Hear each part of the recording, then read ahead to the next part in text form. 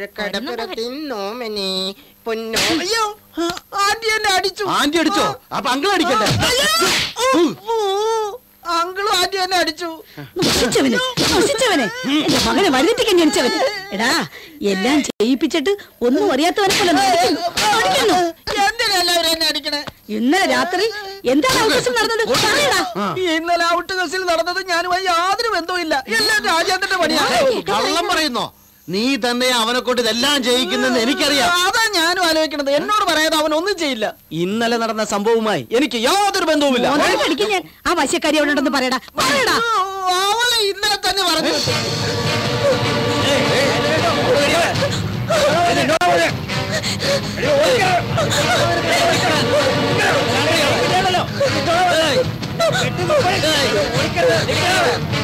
സനക്കം വെച്ചെടുക്കാൻ ഇറക്കി വെച്ചെടുക്കാൻ കറുത്ത കോഴി പുറകെ പോട്ട് മുറത്ത് വെച്ചെടുക്കാൻ. എവിടേക്കാ?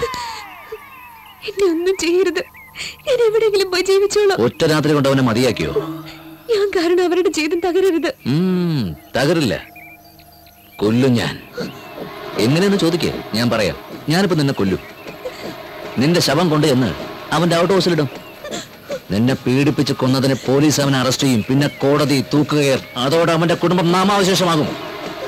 ഒന്നൊന്നായി നശിച്ച് അവൻ ഒന്നുമല്ലാതായി തീരുന്നത് എനിക്ക് കാണണം. വേണ്ട, അങ്ങനെയൊന്നും ചെയ്യരുത്. അവർക്കൊന്നും സംഭവിക്കരുത്. അവൻ സന്തോഷമായി ജീവിക്കട്ടെ.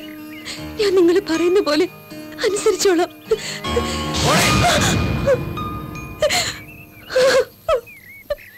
ആഗ്രഹിച്ച പെണ്ണിനെ എന്തിനാ മുതലാളി വിട്ടുകളഞ്ഞത്? ഒരുത്തൻ കഴിച്ചതിന്റെ ഉച്ചിഷ്ടം ഞാൻ കഴിക്കാറില്ല. മുതലാളി, എന്താ പെണ്ണിന്റെ ഒരു സൗന്ദര്യം? എന്തിനാ വിട്ടുകളഞ്ഞത്? ഇത് വെറും പെണ്ണല്ലടാ, രാജേന്ദ്രന്റെ നാശത്തിന് വന്ന 7 ശനി. ഇവളിതുവരെ പോയില്ലടാ. എടി, നീ ഇതുവരെ പോയില്ലേ? പറഞ്ഞ മനസ്സിലായില്ലേ? പോ, വേഗം പോ. എന്നോട് ക്ഷമിക്കണം. എന്തിന്? എന്നെ രക്ഷിച്ചത് അങ്ങല്ലേ.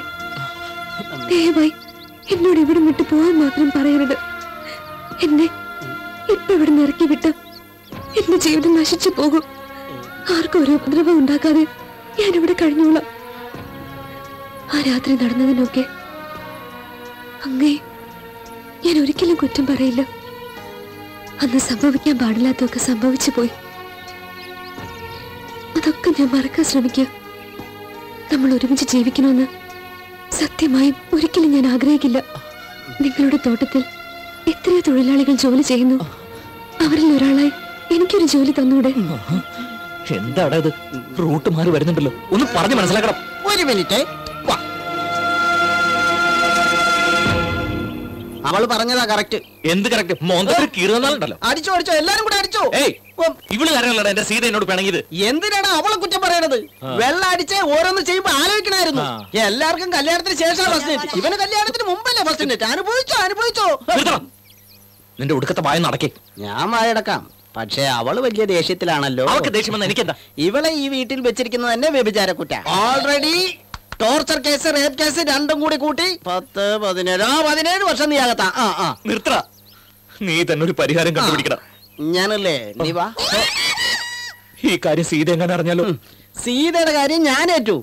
ഇവൾക്ക് എന്തെങ്കിലും ഒരു പണി കൊടുത്ത് ഞാൻ ഇവിടുന്ന് ഓടിച്ചോളാം. ധൈര്യമായിട്ട് നിൽക്ക.